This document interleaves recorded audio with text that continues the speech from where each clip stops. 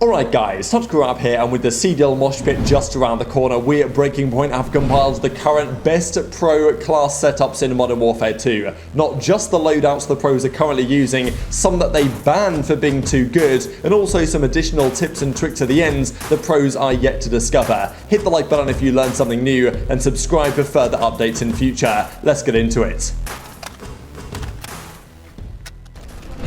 In the current landscape, the M4 has multiple builds, suiting a fast and snappy SMG-like playstyle to the more methodical pre-aiming on a nasty head glitch. Firstly, we've got the current CDL M4, discovered by the menace King Scrappy himself. This M4 consists of the following attachments.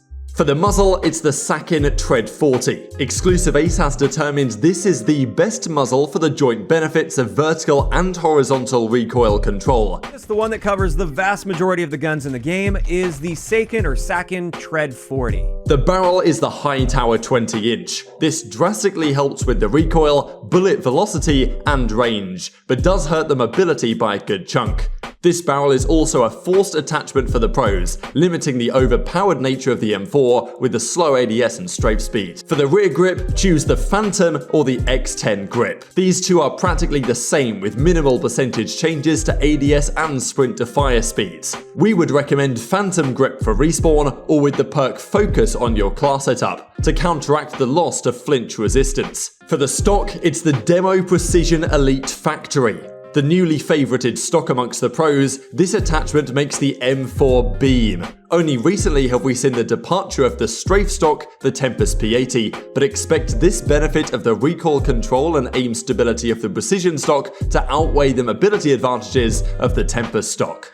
The fifth attachment for this M4 build can either be the Shark Fin grip or the high velocity ammo type. The Shark Fin assists in decreasing the sway when aiming in, which allows your first shot to be more accurate. It also assists in giving a minute amount of recoil control, as aiming stability affects the recoil pattern in Modern Warfare 2. The pros have GA'd all underbarrels apart from this and the edge grip. However, the increase to our ADS speed from the barrel, stock and muzzle drastically hurts this weapon, warranting the assistance to our recoil and sway with no loss to ADS speed is always welcome. On the other hand though, the high velocity attachment gives this weapon a 30 to 40% boost to the bullet velocity, allowing the weapon to feel more like a hit scan. Just recently, this M4 class has been used by the likes of the Los Angeles Guerrillas Academy when they went on to win the first NA Challenger Cup of the season. LAG Academy can comfortably reinforce that B point to make sure none of Rocker Academy can get toward that spot, because they know they're coming this way. They got Exceed over at that back kitchen area, making sure that nobody's coming by, and Diamond Con is so comfortable down here, picking up the kills one by one, and it's a fantastic round 2 out of LAG. Now let's talk about the recently banned version of this class by the competitive players. This was Octane's Fast M4 build. For this one, we'll be changing the barrel and stock, and have a choice swap between either a muzzle or the high velocity attachment. The X10 grip stays for the ADS and sprint to fire speed. The underbarrel also follows the GA rulings of the Shark Fin or the edge grip. Now on to what has changed. First off, with the barrel. We want to go for the 419mm EXF barrel. It's the closest thing to a traditional Call of Duty long barrel attachment, but without the major cons to ADS speed and no improvement to recoil control. Pairing this up with the Tempest Pro Strike stock, we can ensure a good strafe and ADS build with this M4. For the fifth attachment, you want to use the Sakin Tread 40 or the high velocity attachment. The choice is up to you. Do you want the faster M4 with some range, or completely use this as a Maddox-like flex gun from Black Ops 4?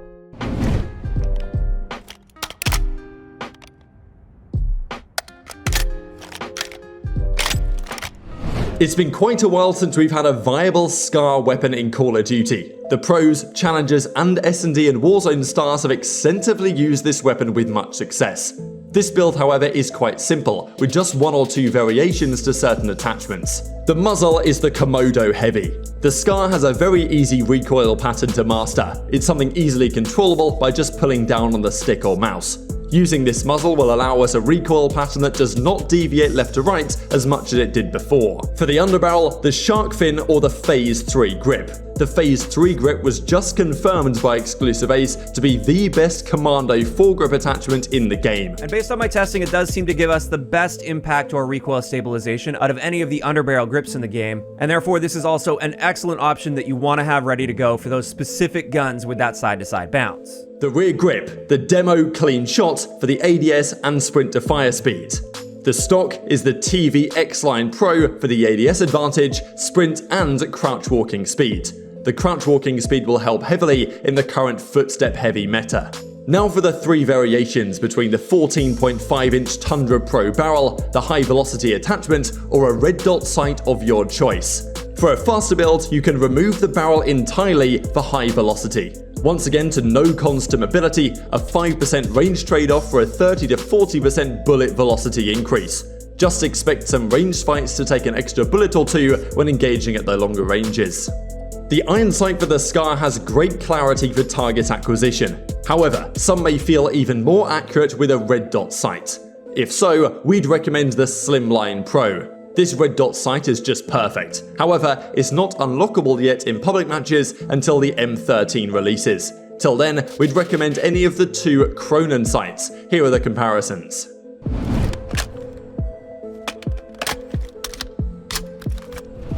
Now onto the final AR. This bad boy has already been banned by the pros for its insane time to kill, and that is the STB-556, also known as the AUG. We want to start with the shark fin or the Phase 3 grip for the recoil stabilization, high velocity ammunition for the bullet velocity, and the Bruin Q900 rear grip for the ADS and sprint to fire speed.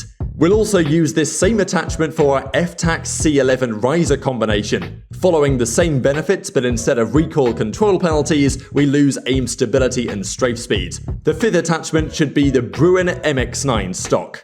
Currently the game is bugged and it does not show the pros and cons in the gunsmith. However, when we check the parameters under the weapon tuning segment, we can discover that it assists in ADS speed and aim walking speed. We reckon you should tune those up to the max. If you don't like the iron sights, how about removing the rear grip for a red dot of your choice? This will eliminate the recoil control negatives of the Bruin Q900 rear grip, which will give a slight loss to ADS and sprint to fire speeds, but the clarity you gain while aiming is truly unmatched.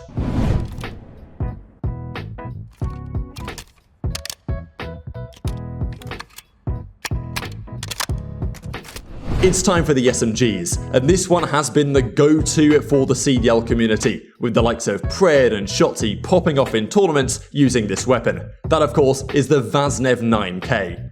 This will be the first class where you'll only want to use 3 or 4 attachments due to the lack of a grip slot for this weapon and the negatives of mobility while using a barrel or the 45-round magazine. For the muzzle, the Lockshot KT85, assisting in both horizontal and vertical recoil control. For the rear grip, choose the True TAC grip. Any of the ADS or sprint to fire time benefiting grips with a loss of recoil control is the go-to attachment here. The stock is the Otrazat stock. For aim walking speed advancement, we recommend tuning this attachment to the maximum to aim walking speed to get a crazy strafe speed reminiscent of the Warzone FFAR meta during the early months of Cold War integration. The fourth attachment is a cheat code. The SMGs do not have a high velocity attachment in this game. Take the armor-piercing rounds, the FMJ of Modern Warfare 2, and slide the attachment tuners to the max damage range and bullet velocity, giving us a weaker FMJ attachment, but with a small benefit to range and bullet velocity with no major cons whatsoever.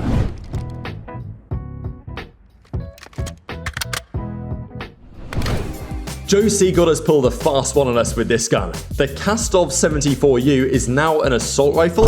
That's right, this SMG AR has the mobility of a sub, but the damage qualities of an AR. What could possibly go wrong? Currently, this weapon is banned on sites like Game Battles and CMG for being way too good. However, it's not officially restricted yet on the CDL rule set, which the CDL MOSHPIT playlist and ranked play will use. Expect this gun to be a demon early on, till we get an update to rulings in the future. On the rear grip, the True TAC grip. This for your ADS speed and sprint to fire time, with losing some recoil control. For the underbarrel, it's the shark fin or the pineapple grip. The broken hip fire accuracy of the pineapple grip will ensure those snaps get the first bullet on target. And the BR209 barrel for ADS and movement speed. has cons of less bullet velocity and an increase to the recoil, but the 74U has one of the easiest recoil patterns in the game. This will give us even better mobility with no significant cons, as we'll be using this as an SMG, not as an AR. Get the Optrazat stock on once again, tune it like the VAZNEV for the maximum strafe speed, and the high velocity ammunition as well. Because this weapon's under the AR category, we have the option to have a free bullet velocity upgrade to this SMG, getting us closer to a hit scan feeling weapon. Let's hope the CDL ban this gun quickly before ranked play comes out. For the trigger, the XRX Lightning Fire.